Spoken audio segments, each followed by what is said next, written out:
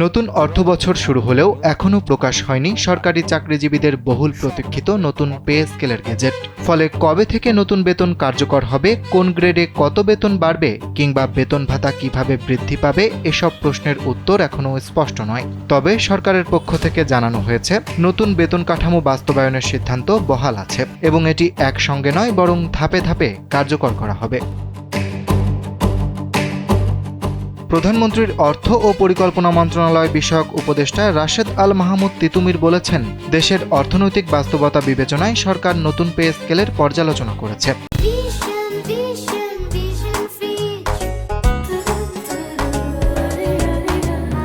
নির্বাচনী প্রতিশ্রুতি অনুযায়ী এটি বাস্তবায়ন করা হবে। তবে গেজেট প্রকাশের নির্দিষ্ট সময় জানাতে না চাইলেও তিনি নিশ্চিত করেছেন, প্রথম ধাপেই মূল বেতন বা বেসিক বেতন বৃদ্ধি করা হবে। কোন গ্রেডে কত বেতন বাড়বে সে বিষয়ে এখনই কোনো মন্তব্য করেননি তিনি।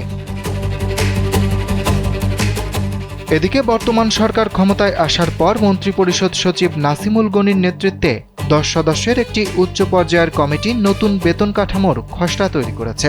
সেই খসড়ার ভিত্তিতেই গেজেট তৈরির কাজ শেষ পর্যায়ে রয়েছে। সরকার এখন বেতন বৃদ্ধির হার, ধাপভিত্তিক বাস্তবায়ন, ভাতা এবং মূল্যস্ফীতির প্রভাব মোকাবেলার বিষয়গুলো পর্যালোচনা করছে।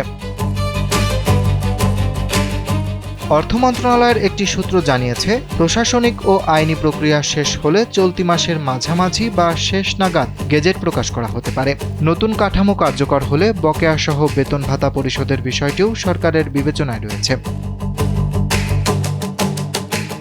জাতীয় সংসদে বাজেট বক্তব্যে অর্থমন্ত্রী আমির খসরু মাহমুদ চৌধুরী ঘোষণা দিয়েছিলেন, প্রায় 11 বছর পর সরকারি কর্মচারীদের নতুন বেতন কাঠামো 1 জুলাই 2026 থেকে ধাপে ধাপে বাস্তবায়ন করা হবে।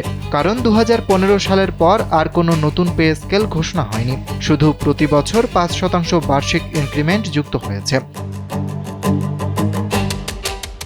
এর আগে 2025 সালে জাকির আহমেদ খানের নেতৃত্বাধীন জাতীয় বেতন কমিশন সর্বনিম্ন বেতন 8,250 টাকা থেকে 20,000 এবং সর্বোচ্চ বেতন 78,000 থেকে 1,60,000 টাকায় উন্নীত করার সুপারিশ করেছিল। পাশাপাশি 100 থেকে 140% পর্যন্ত বেতন ভাতা বৃদ্ধি এবং বিভিন্ন ভাতা পুনর্গঠনের প্রস্তাব দেওয়া হয়। তবে সেই সুপারিশ হুবহু বাস্তবায়ন হবে নাকি সংশোধিত কাঠামো আসবে, তার উত্তর মিলবে বহুল প্রতীক্ষিত গেজেট প্রকাশের পর। অরিত্র বাসু, কালবেলা।